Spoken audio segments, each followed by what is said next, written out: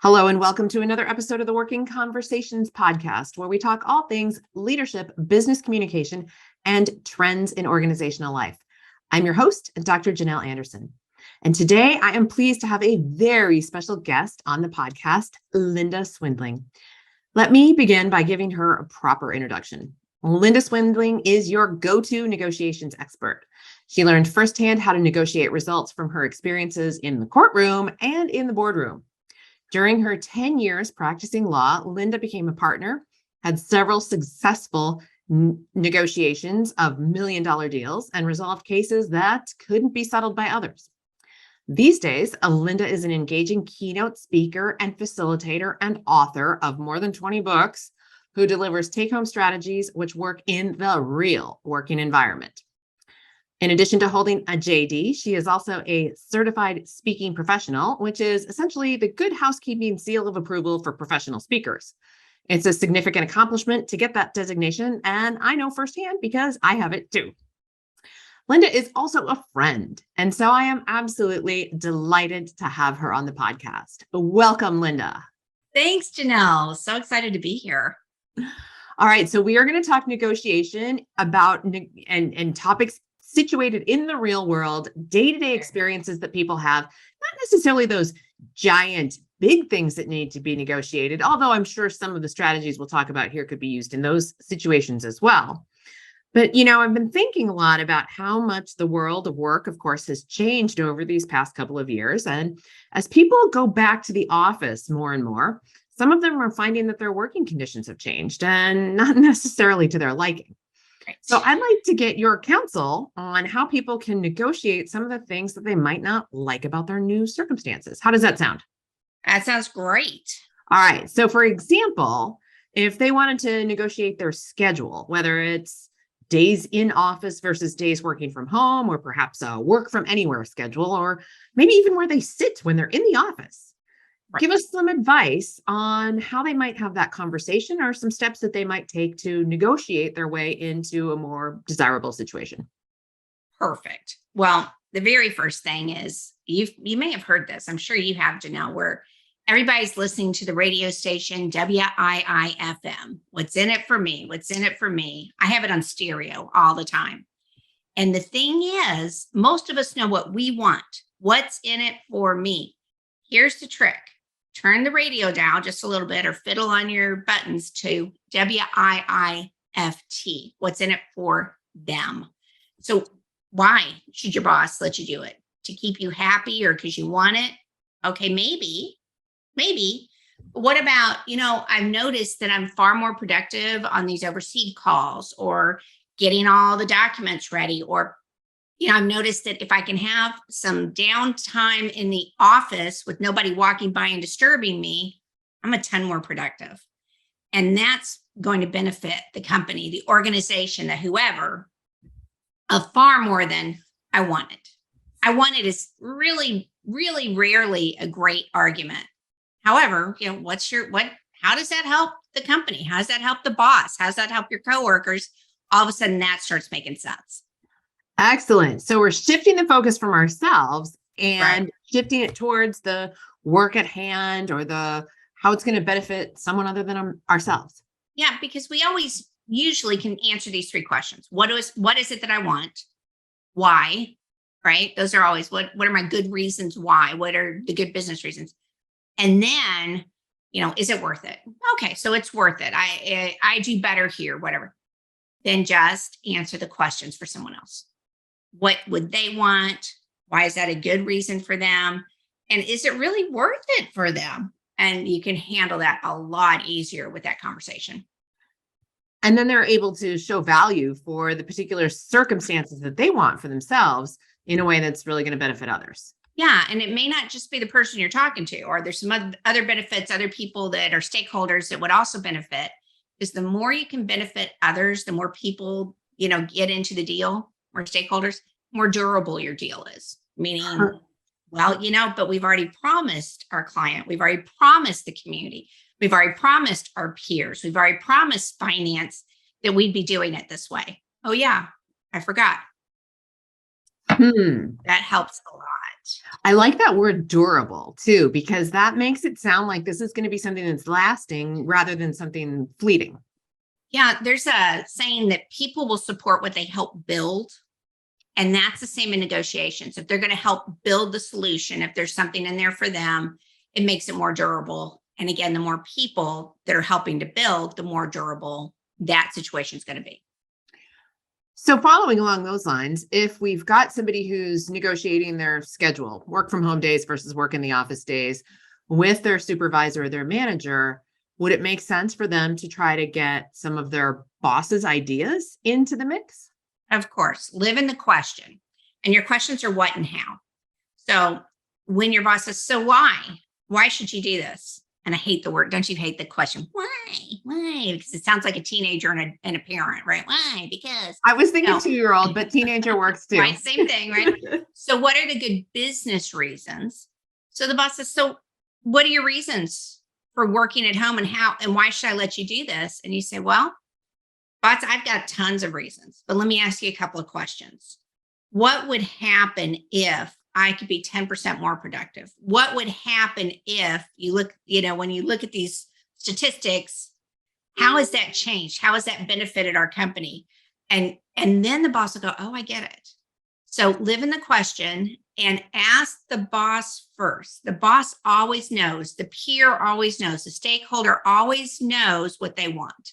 And you might convince them later of something else, but always ask for their opinion first. And, when somebody says, well, I'm asking you about your solutions, I say, I have lots of solutions and lots of ideas. I want to get your feedback first before I start giving them all to you.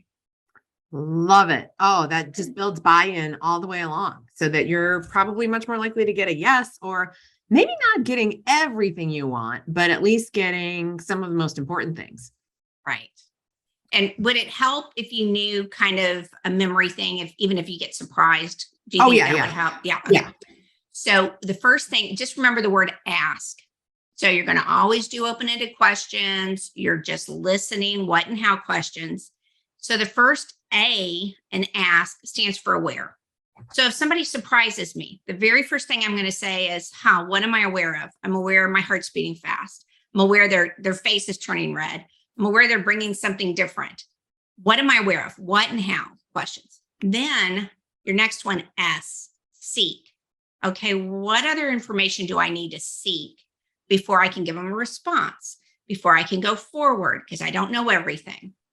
And then K is just know your next step, know your next best question to ask. And which step do you think that we often just skip right over? What do you think, Janelle, out of being aware, seeking, or knowing?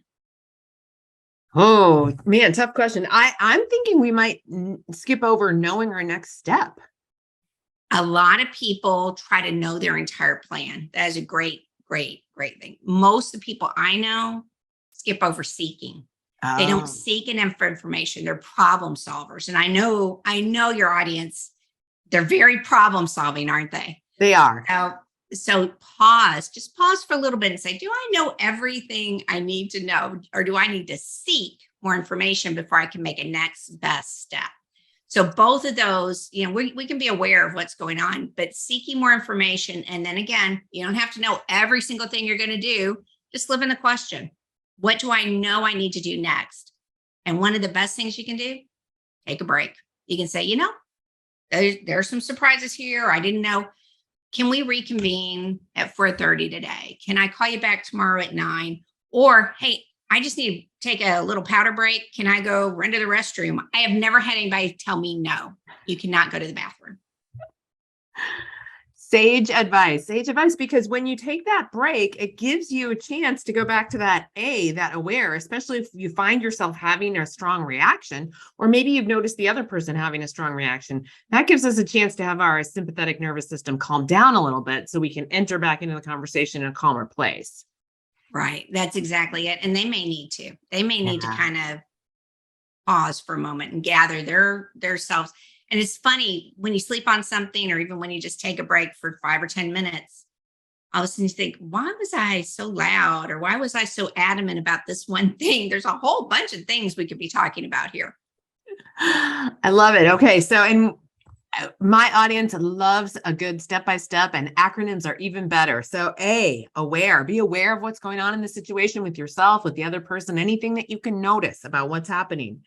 S, seek. So ask the questions, get their buy-in, find out what's going on with them and what might be best for the customer or the workplace or whatever. And then K, know your next step. So know where you're going next with this. And I love that you said just knowing the one next thing to do, not necessarily having the whole picture. Because I think sometimes, would you say that when people have a whole picture in mind, they sometimes get attached, really attached to what they want? So attached. And the thing is, you want to have a plan, right? So you get the plan, you have your plan, but then that allows you to live in the present, live in the moment. And most of us are not mind readers. So we don't know what the other person is really thinking. And if we can be present, we can listen and go, oh, wait, that wasn't in my plan. I have no idea what they're talking about. Pause. What do I need to ask about? What else does this person need to tell me? Some information to gather that might change or enhance or stop our deal. What would you suggest if the other person isn't very forthcoming with kind of what their needs or concerns are? That is a tough one, isn't it? So always, when in doubt, go to a question. Always live in the question. And sometimes I'll say, I've been speaking a long time here. Why don't we pause and you tell me what you're thinking? Or, well, I've told you 2 or 3 things. What's your take on this? And then you just shut the mouth and listen. All right. And people will follow it. They will fill it in. Yeah. Yeah. And listen, not like you know what you're going to say next, but really keep your mind quiet, right? To hear exactly what they have to say. Yeah. You don't want to jump them. You don't want to jump that question on them. The next one, you're really listening to hear what they have to say. So what's the next best step? What else? And hear what they say. Got it. Yeah. Live in those questions, be present. And shockingly, you can even ask them, you do these kind of deals all the time. I don't even know what I should ask you next. What else should I be asking for? What else do people in my situation ask for? And shockingly, they will tell you. They'll say, well, usually people like you would ask for this, or other employees I've had would say this. Okay. What is your take on me saying something like that? They'll feed you the lines, some of them, most of them, because most people aren't jerks. Most people really do want to work with you. I completely believe that. Yes. Nobody wakes up and goes, how can I go into the office today and make other people's lives miserable? I mean, there's a few. There's a few people who do that. But mostly one out of 20 is what the statistics say. But yeah, and most people, no. All right. What is a key mistake that people often make when they're negotiating? They think one size fits all. And they think, I wouldn't give it to someone if they asked me for it, so this person won't. Or I would say yes to this. I wonder why why aren't they saying that? Why aren't they saying yes or saying no? So the big thing is everybody is different. We are not cookie cutters. And, you've done behavioral styles with people before, their communication, their thinking, their motivation styles. Those play in, do people want to make decisions more? Do they want to decide? Do they want to engage?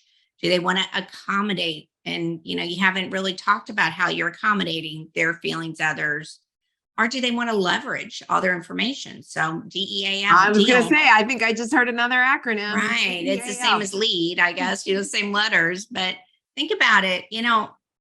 What I'm doing right now, maybe only 1 out of 4 would really land with that conversation. So live in the question, and you can actually say to them, hey, I've sent you some emails. Am I approaching you the way you want? Am I communicating? What else could I do to communicate better? How would you prefer to have messages in the future? I said, well, if it's not IM'd, or if it's not text to me, or if you don't call me, or if you're not here face to face, or we're not on a Zoom call, I don't believe you. Whatever that is, you go, get information. So the way I want to do it is not the way this person wants to do it. It can be as simple as that. Okay. So what I'm hearing is one of the biggest mistakes people make is either assuming they're going to get a no, or assuming that the other person is going to react in the exact same way that they would. And what you're telling us is really embrace what's going on with the other person instead of clinging to our own possible expectations because they. Okay. Now, there's something else that I just heard you say. You mentioned email. Now, can you negotiate over email, or is this something that's best done over the phone or face to face or in a Zoom call like this? You absolutely can negotiate over email. The problem is it's easier to say no. It's easier to miss the Ah, communication. It's easier to read in, somebody didn't respond. Well, they never saw it because, a certain percentage of email never reaches them at all, or they got overwhelmed. So I prefer to have a conversation, much prefer. The email is just, you get lost. You really do. So I prefer to have a conversation, and yes, you can on email. Again, on email, you can say, how is the best to communicate? What kinds of things would you like to see here in order to make your decision? Who else do we need to have involved? So you can ask questions that way as well. Okay. So it sounds like you could certainly get the conversation started on email, but then if you really want a yes, you might want to move that up to something else. Except sometimes you can just ask and people will say yes without all of your big explanation, without everything else. Most people say no for very different reasons than we think. We think they're saying no to us because we haven't given them enough information. We're worried, that maybe we're bugging them, or maybe, maybe I need to it's not the right timing, or they don't have the budget. None of that's true. The reason why people tell us no is, first, they don't have it to give to you. It's an inappropriate ask. They just don't have it. Or number two, they don't like, trust, and respect you yet. So we're so worried about hearing no. The thing is, if you don't risk hearing no, you'll never KNOW, know what's really going on. And if you hear it, you can ask a question. Go back to that question. Hey, I heard you say no. Shows that you're listening. You're not stupid. I heard you say no. Can you tell me about that? Can you walk me through that? And then you learn even more, and you can seek more information and find out how that might be a yes, whether it's through email or whether it's through voice or in person or Zoom, whatever it is, you can start learning more, which helps you negotiate more.